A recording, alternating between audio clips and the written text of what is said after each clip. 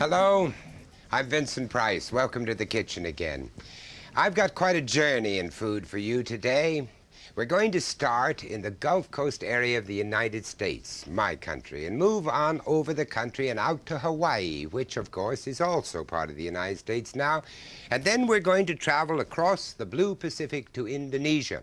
All three dishes we're going to make today use rice as their basic ingredients. Now, I suppose when we think of rice, we naturally think of the paddy fields of Asia, but actually over the half of the rice eaten in Europe and the UK comes from America. In Asia, of course, there isn't any surplus for export that there is in America. The rice I'll be using today is American long grain rice, sometimes called Patna rice, from the days when this type was chiefly associated with a district in northeast India. It's the most common form of rice and the one usually referred to when a recipe calls for a savory rice. I'll need some boiled rice for both the first dish I'm going to prepare and for the last one later on in the program, so I'll show you how it's done. With rice, it is very important to get the proportions right. For every 1 cup of rice, you use 2 cups of water and 1 level teaspoon of salt. And I've found that about a tablespoonful of salad cooking oil helps keep the grains apart. So it's a simple 1-to-1 ratio plus the oil if you want to try it. Now, any cup will do, provided you use the same one for all the ingredients. And I've measured out the water in the same cup that I measured out of the rice. So you put it in your pan, put in your salt, and you put it on the stove, and we'll use it later on.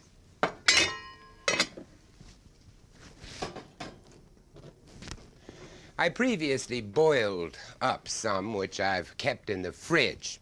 Now, you can keep cooked rice for about a week in a fridge, or if you've got a freezer, you can keep it almost indefinitely if you just put it in a sealed polythene bag or food container, as I have here.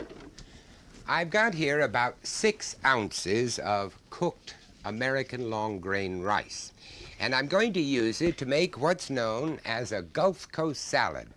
The Gulf Coast states of the United States are Texas, Louisiana, and Mississippi, and are at the heart of America's rice-growing area.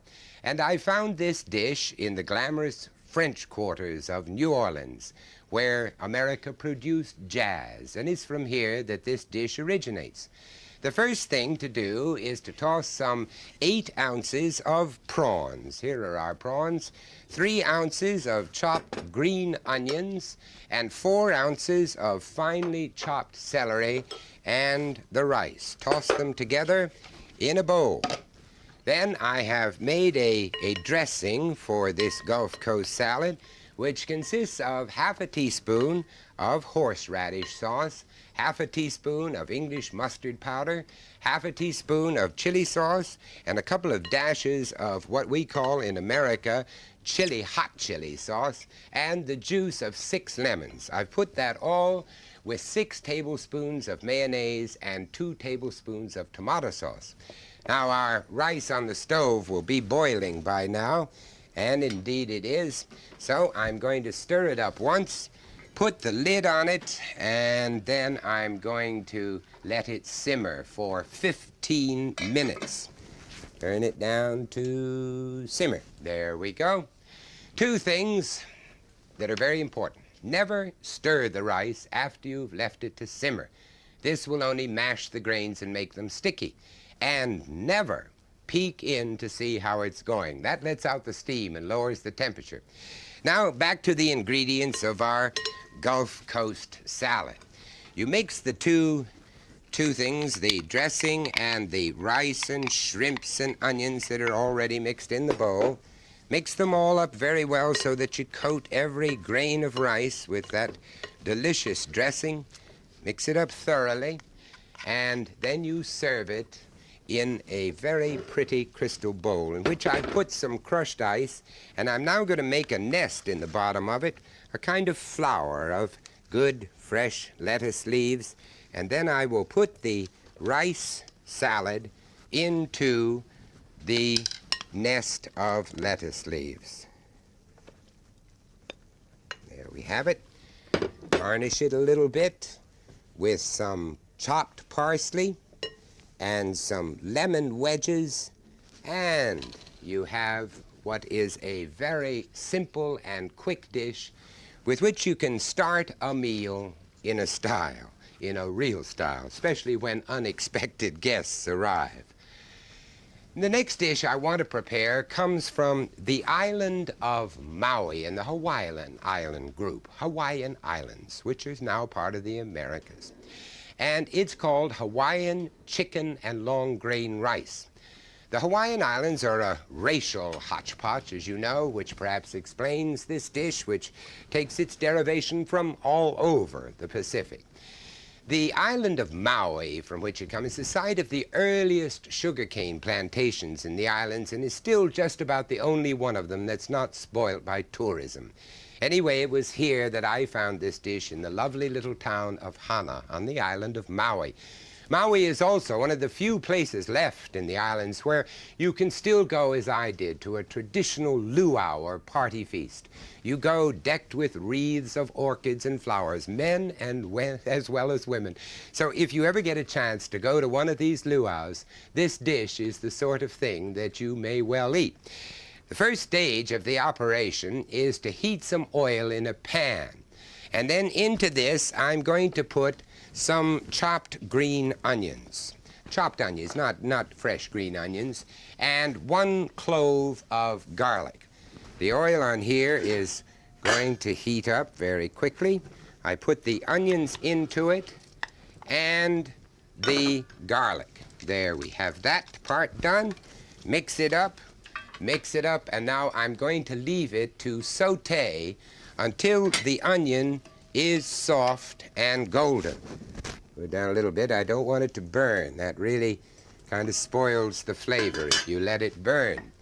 I wonder how many of you have ever taken the flesh off of a raw chicken. Well, let me assure you, it's one terrible job. I've learned to do it, and perhaps if you will watch, I'll show you some of the secrets. I haven't time to do the whole thing.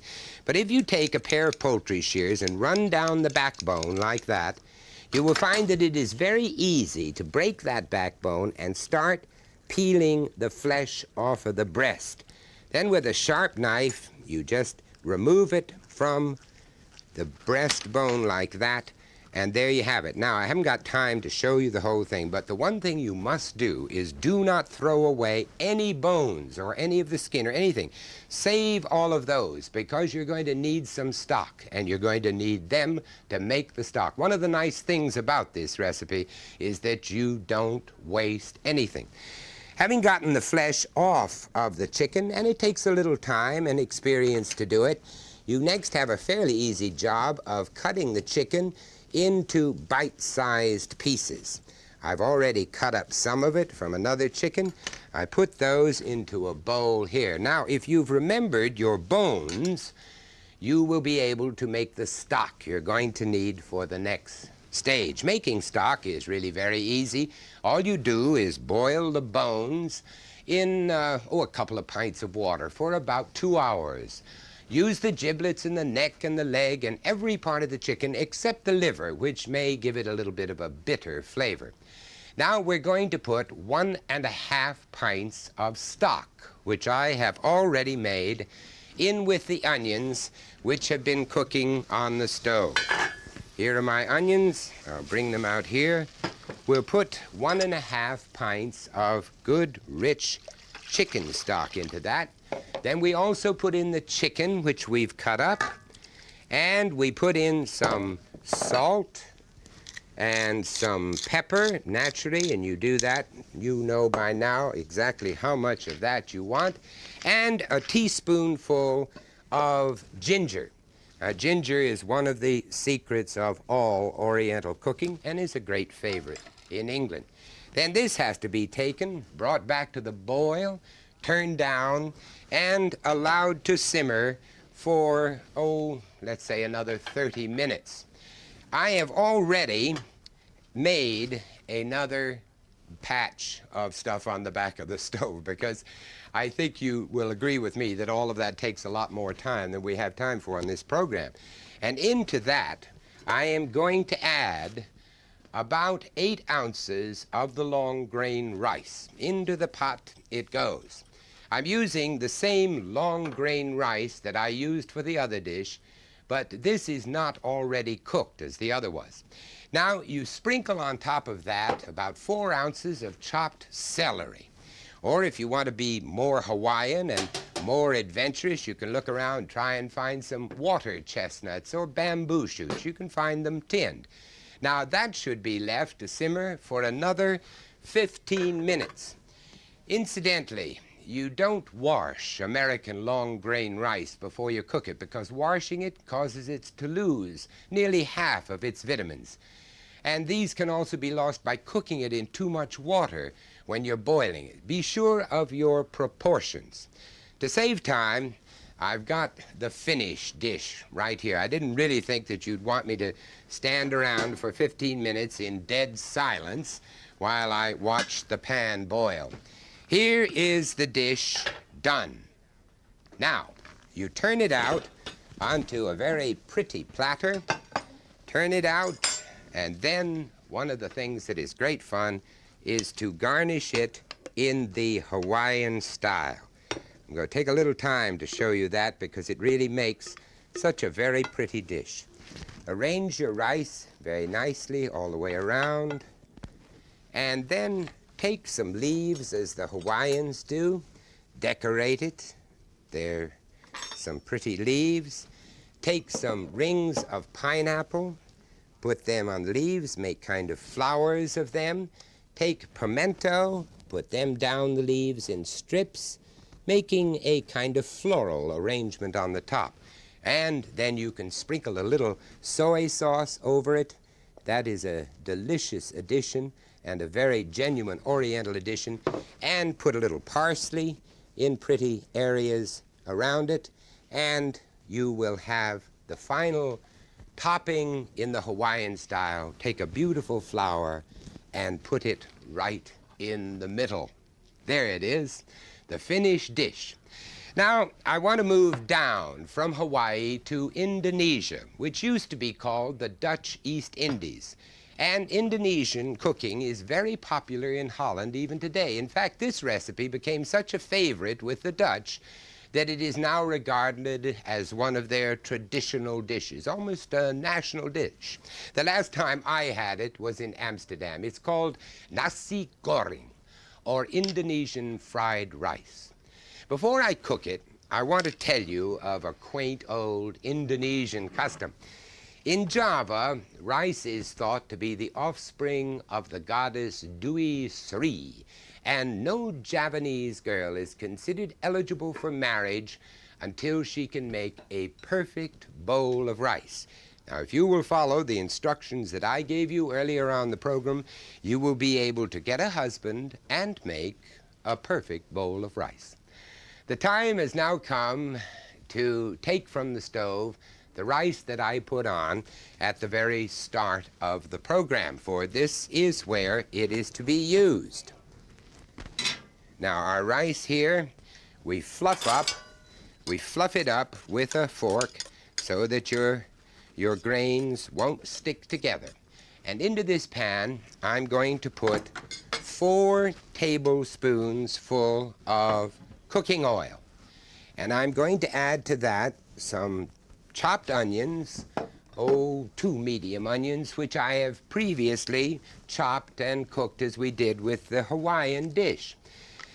I'm also going to add 4 ounces of chopped meat, diced.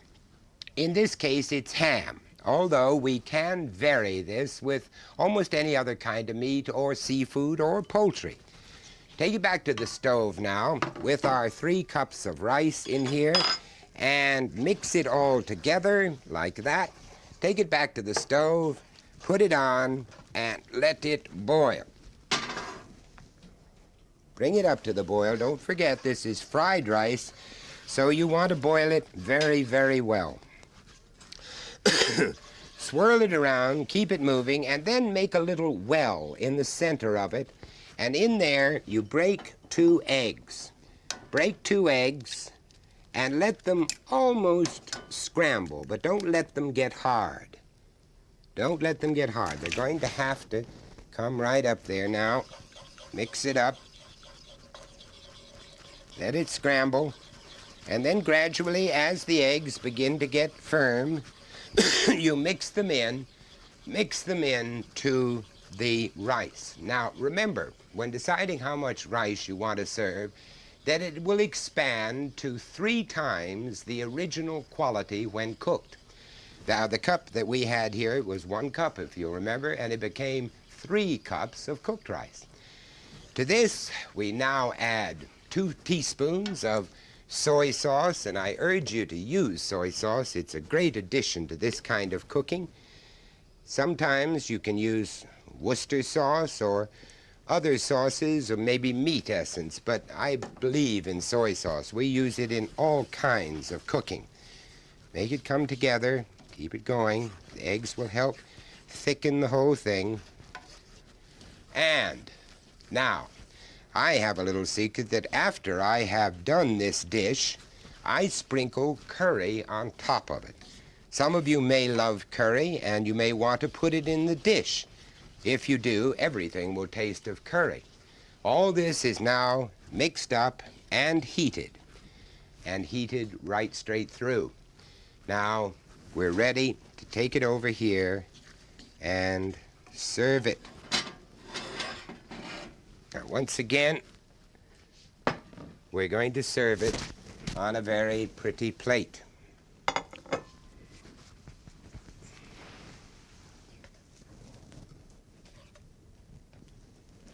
This is your nasi goreng, the Indonesian fried rice.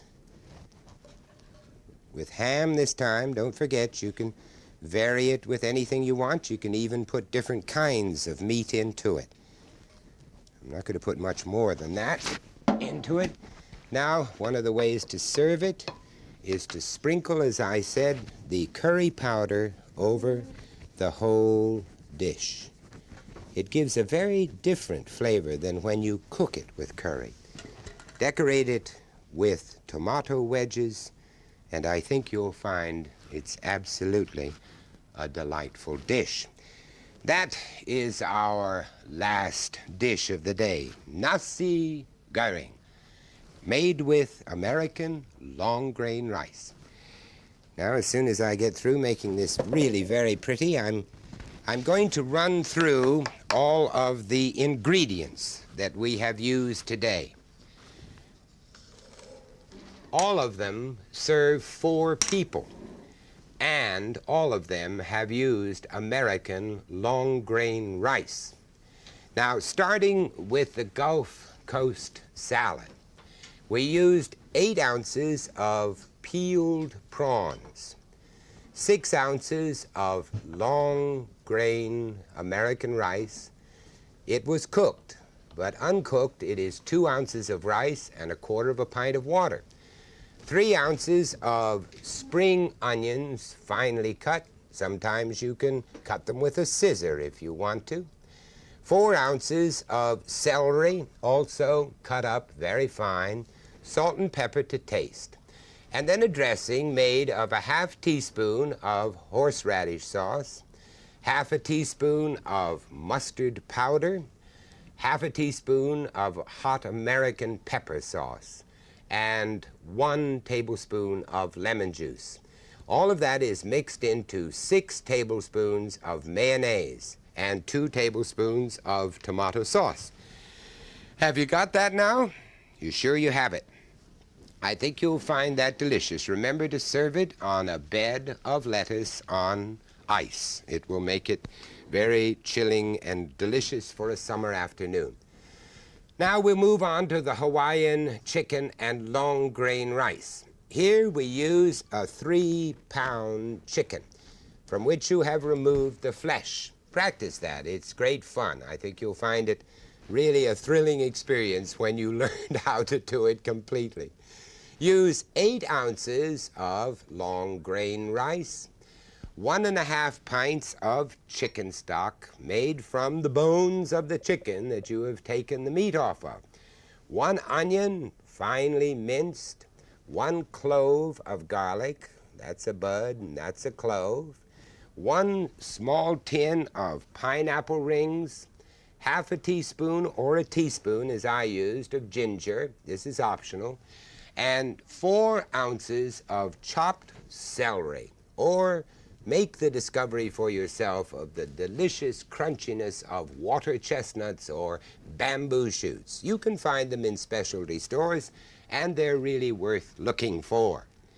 Now, you had to have 4 tablespoons of oil for frying, and salt and pepper to taste, of course. Our final dish was the nasi goreng from Indonesia.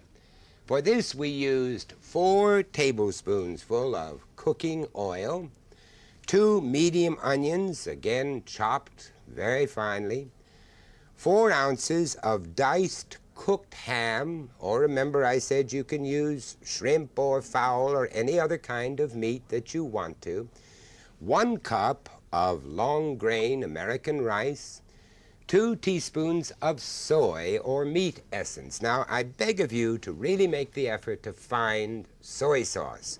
It is one of the taste sensations of this kind of cooking. Now, you also can use 1 tablespoonful or a teaspoonful of curry, depending on how much you like it, and you can do as I did, sprinkle it over it at the end. I think you may find that is subtler. Then there were 2 eggs, which we broke into the middle and scrambled and then mixed into the fried rice. And then we decorated it with tomato wedges. Well, there are our 3 dishes for today made with long grain rice. I want to finish by asking you all to try these dishes, if only for one reason, because the ancient Chinese and the ancient Hindus agreed on one thing. Rice is the symbol of fertility, which is, I suppose, why we throw it over newlyweds. So, happy eating, and may you all grow rich and multiply. 2 and 2 makes 4, and, well, here is my Gulf Coast salad. I'm going to take a trip back to New Orleans. Back to New Orleans. I'm going to try it.